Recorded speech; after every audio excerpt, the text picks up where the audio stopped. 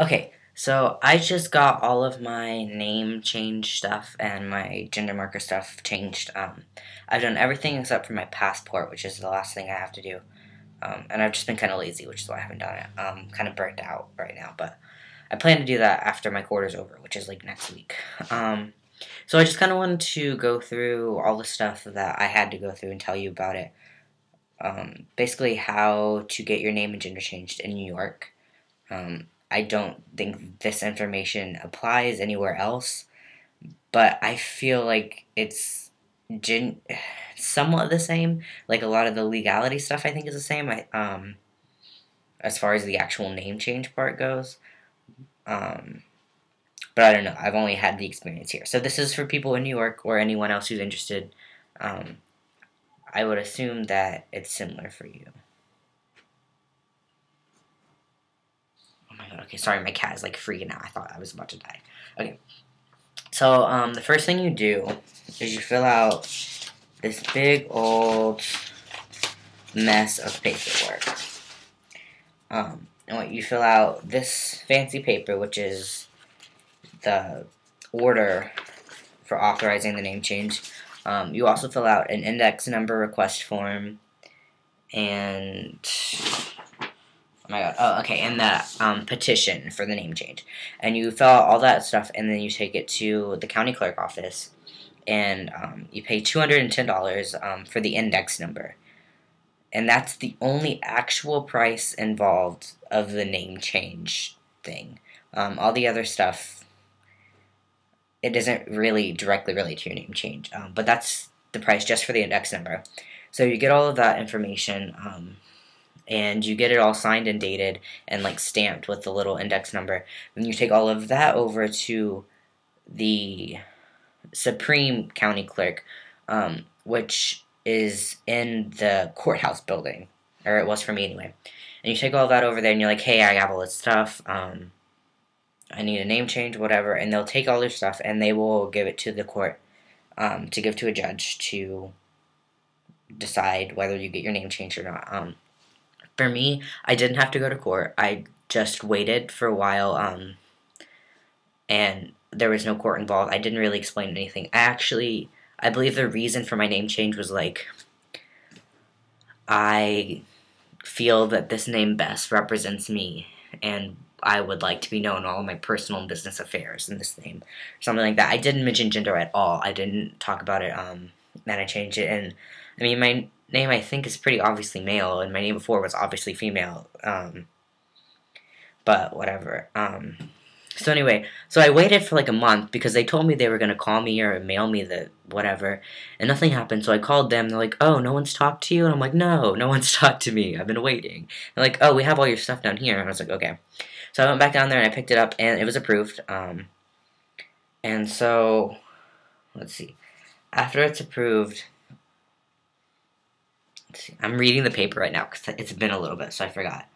Um, you take all that stuff back to the county clerk, the original one with the head that you got the index number at, um, and you give that to them, and they stamp it some more or something, and it's free. You don't pay anything there, and then you have to go to the newspaper and publish your name change. For me, that cost about, I think it was like $56 for all the words, and it's like a short little thing. It says like, I this was my name, and I'm changing this. This is where I was born. And mine looked like this, and you can't really read it. That's the size of the article, and it runs in the classifieds in the legal section for like 2 weeks, I think. And then once that's been in the paper, I think for one full day, they send you an affidavit, which is this big sheet of paper that says this was placed in the newspaper. Here's the number. Here's where it was. And it's signed and everything. And then I took this back to the county clerk office, and they were like, "Okay, you're good." And then they took me back to a different room, like customer service, and that's where I got my final version of this, where I got this extra little sheet of paper here, and it has the like seal thing on it that is signed and says this is absolutely true. There's proof of publication. All of the stuff is good to go. It has, like, you can see it has all these stamps on it and, like, numbers, signs and stuff, whatever. And it was all signed, and then that was it. It was done. So I took all of that information. In the first place I went was Social Security. And I went there, and let me pull out all my stuff. I wanted to show you guys all my stuff that I got done. So I went there, and I took this letter from my surgeon, which basically just says, it says my name and my birth date, and it says, you know, he's legally qualified to practice medicine, and it says, I hereby certify that I performed gender-confirming surgery on the above patient at blah, blah, blah. That's all it says. So, technically, to get your Social Security changed to male, you have to have bottom surgery. But with this kind of letter that's nondescript, no one's going to ask you questions because no one really wants to know, or at least that was my experience. I went in and I told her, I was like, I need to change my name and my gender marker. Here's my paper. I gave her that in the court order. And she was like, okay, let's do it. And so then I got my brand new Social Security card, yeah. And that was it. I got this in the mail. It didn't come immediately. But that was it. That was all I had to do. And then I had to get a different letter for the DMV. They won't take a surgery letter. They actually have to have, like, this really specific letter. It's really long. It has, like, all these numbers and things that have to be in there talking about your doctor. I got this from my medical doctor who prescribes me tea. And it basically says, I live predominantly as male and I'm on hormones. I don't believe you need to have any proof of hormones or anything to get your gender marker changed, but it says I'm in his care and I present as male and I've been living as male and all that. A lot of really fancy stuff. And you can find that on the DMV website, like the actual list of what needs to be on it. So it's specific. So I got it changed from, this is my old license with my old name and cute little F right there. And then I got my new one with my cute little M. I look really angry in this picture. I don't know. I was really happy. I thought I was smiling, but I think I was just, like, kind of bored and sick of waiting at a DMV. So I have both licenses. Because, well, they let me keep my old one.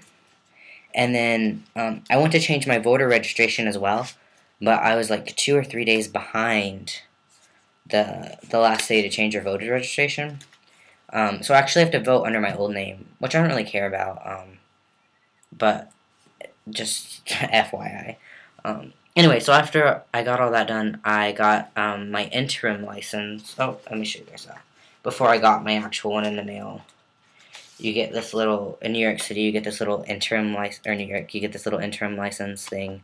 And this purposes as your new license until you get your other one. I didn't really use it because I had my ID, my picture ID still. And then I went to the bank. That's the first place I went, and I went to change my name there. And what they could do for me, because I have Bank of America, and I have a credit card and a debit card through them, they could change my debit card there, which they did. And then my credit card, they applied it for, but because it's through Visa, it's not really through the bank. I have to send in, like, my court paper along with something mailed to me at my home address, like a bank statement or something, just to prove that I live here. And that's how I'll get my credit card changed. I haven't changed anything else yet, which reminds me I need to change my insurance and stuff. Oh, I did change my car registration as well when I was at the DMV. Yeah, but, I mean, pretty much I had a really good experience for the most part. Everyone was really nice. I didn't have any, like, setbacks or anything. I mean, it was a long process, and it cost money, but I didn't really have any bad stories or anything. And actually, the lady at the DMV, when I was getting my stuff changed, I was like, because you kind of, like, go to a first line, and then you go to a different line. And I got up there and I was like, oh, I need to change my name and gender. And she's like, okay. And she did it. And she's like, aren't you so glad to be done with this? I know you have to go through all this work. And I was like, oh, yeah, I'm so happy. Like, I don't know. She kind of, like, knew what I was, I mean, she knew about it to an extent. And she didn't say anything about, like, being trans or whatever. She was just like, wow, like, I bet you're so relieved to have finished all this. I know it takes a long time and a lot of money. And I was like, yeah, I've been doing this for, like, months. And she's like, oh, well, like, I'm glad or something. I don't know. She was happy for me, which was really cool. But no, I didn't have any problems at all whatsoever. Everything went really smoothly.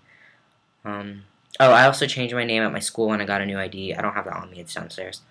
Um, but I mean, they were just cool with. They were like, okay. I was like, I need to change my name and gender, and they went and changed it, and I got a new ID, and it changed all my school stuff, and yeah, I mean, pretty much everything's done. Just some outline stuff like I need to change my insurance, and I haven't done my passport or my birth certificate yet.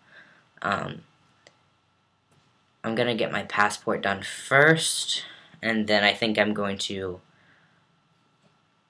I don't know, and then I think I'll try to get my birth certificate. I'm from Texas. I was born in Texas, so the rules are kind of iffy whether or not you can actually get your gender marker changed there. They're like really picky. It's like by county, and I can't find a list online that actually says which counties do and which counties don't, and whatever. You have to have bottom surgery, but I think my letter will be fine. I'm not that worried about my birth certificate being different if I can only get my name changed. That's not really like a huge deal to me. It would be really nice though if it could say male like all my other papers, because it's kind of weird if it doesn't. But yeah, I mean, I got everything done, and it was a lot of paperwork and a lot of legality and a lot of waiting and like obviously money and asking for letters and getting the right letters and all of that. But it's pretty much all done with now, and I'm happy. I'm glad it's over. I feel a lot better having all my stuff changed.